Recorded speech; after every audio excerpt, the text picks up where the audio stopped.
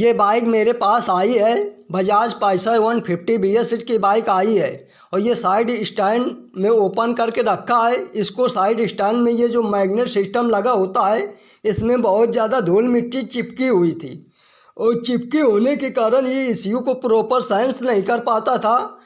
जो side stand का symbol होता है वो मीटर में परमानेंट जलता रहता था।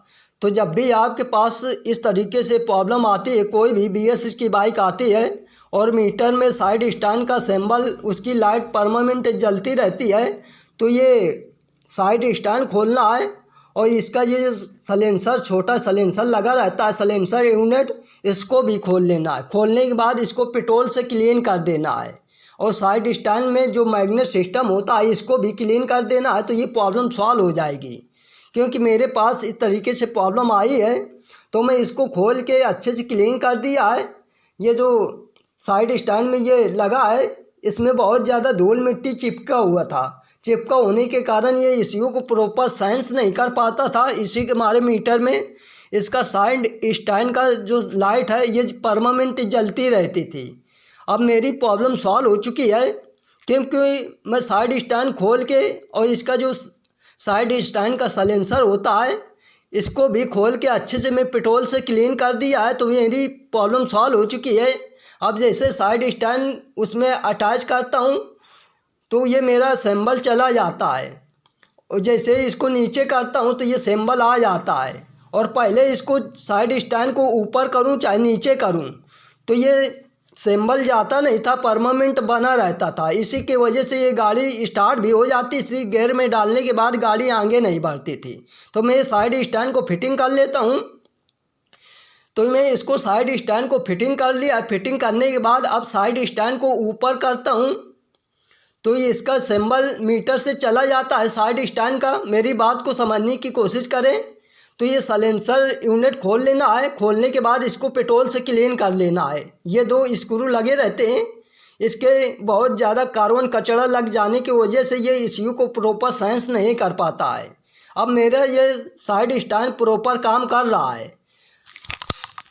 अब जैसे ये मीटर में साइड स्टैंड ऊपर उठा दूंगा तो ये मीटर से ये लाइट चली जाती थी और ये पहले लाइट परमानेंट बनी रहती थी, चाहे नीचे करूं साइड स्टैंड चाहे ऊपर करूं। इसी की वजह से ये गाड़ी स्टार्टिंग प्रॉब्लम कर रही थी। गाड़ी स्टार्ट हो जाती थी, जैसे गियर में डालने के बाद आगे नहीं बढ़ती थी। तो अब मेरी ये प्रॉब्लम, साइड स्टैंड को जैसे ऊपर करता हूं तो ये सिंबल चला जाता था। अब ये साइड स्टैंड मेरा प्रॉपर काम कर रहा था। अब गाड़ी में कोई प्रॉब्लम नहीं है। अब ये बाइक मेरे पास एक दूसरी बाइक और खड़ी है और ये गाड़ी में भी, इस गाड़ी में प्रॉब्लम क्या हो चुका है, ये गाड़ी चलते चलते एक तरफ गिर चुकी थी। गिरने की वजह से ये जो साइड स्टैंड का जो इसके तीर्थ बने होते हैं, ये साइड स्टैंड सलेंसर ये टूट चुका है और टूटने की वजह से ये ECU को प्रॉपर सेंस नहीं कर पाता है। क्योंकि इसके छोटे छोटे तीर्थ बने होते हैं वो ECU को प्रॉपर सेंस नहीं कर पाता, क्योंकि ये टूट गया है। तो ये टूट जाने की वजह से ये गाड़ी को जैसे स्टार्ट करता हूँ स्टार्ट भी हो जाती है और गियर में डालने के बाद ये गाड़ी आगे नहीं बढ़ती है। तो ये प्रॉब्लम आ चुकी है इस बाइक में। तो जब भी आपके पास कोई भी BS6 की बाइक आए, गियर में डालने के बाद आगे ना बढ़े और ये साइड स्टैंड का जो सलेंसर होता है ये टूट चुका है और टूटने की वजह से आपके पास कोई दूसरा सलेंसर, साइड स्टैंड का सलेंसर ना हो, तो इसको बाईपास कैसे करना है। अब ये मैं इसमें अटैच कर दिया है। अगर गियर में डालूंगा तो ये गाड़ी तुरंत बंद हो जाती है, चाहे साइड स्टैंड को ऊपर उठाऊं या ना उठाऊं फिर भी गाड़ी गियर में बंद हो जाती है। क्योंकि ये साइड स्टैंड का जो सलेंसर होता है ये पूरी तरीके से टूट चुका है, ख़राब हो चुका है।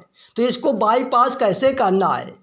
आप कहीं भी जंगल में जाते हैं, अचानक बाइक गिर जाती है और ये सलेंसर टूट जाता है, अगल बगल दुकान भी नहीं होती है, तो इसको बाईपास कैसे कर लेना है अपने हाथ से। तो इसको बाईपास करने खातिर इसको इस तरीके से अटैच करेंगे। फिर भी गाड़ी गियर में डालने के बाद बाइक जैसे गियर में डालेंगे तो ये बाइक तुरंत बंद हो जाती है। तो इसको वायर को, इसमें 2 वायर अटैच रहते हैं सलेंसर में, तो इधर से मैं कट कर लेता हूँ। कट करने के बाद इसको बाईपास करना है।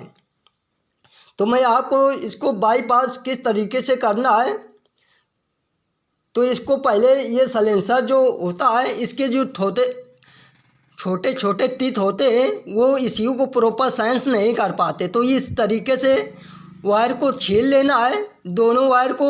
इसमें 2 वायर होते हैं और दोनों वायर को अच्छे से छील लेना है। छीलने के बाद एक दूसरे में वायर को ज्वाइन कर लेना है।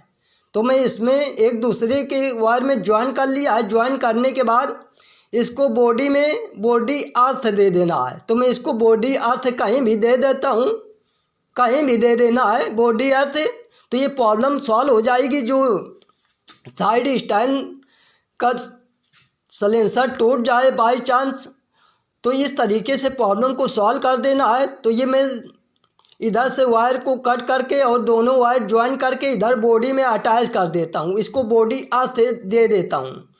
तो ये इसका ये जो साइड स्टैंड का सलेंसर है ये बाईपास हो जाएगी। और फिर बाइक गियर में भी डालोगे तो ये बाइक बंद नहीं होगी। तो ये मैं इधर अटैच कर देता हूँ इस तरीके से इसको लगा के। तो मैं ये बॉडी अर्थ इसको देने के बाद फिर बाइक को स्टार्ट करते हैं। स्टार्ट करने के बाद फिर गियर में डाल के चेकआउट कर लेते हैं कि बंद होती है कि नहीं, मेरा प्रॉपर काम कर रहा है कि नहीं। क्योंकि साइड स्टैंड का सिंबल मेरे पास है नहीं मैं नया डाल देता।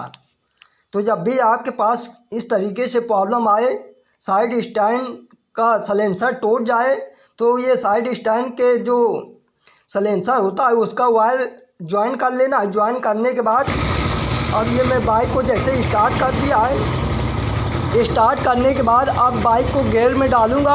और गियर में डालने के बाद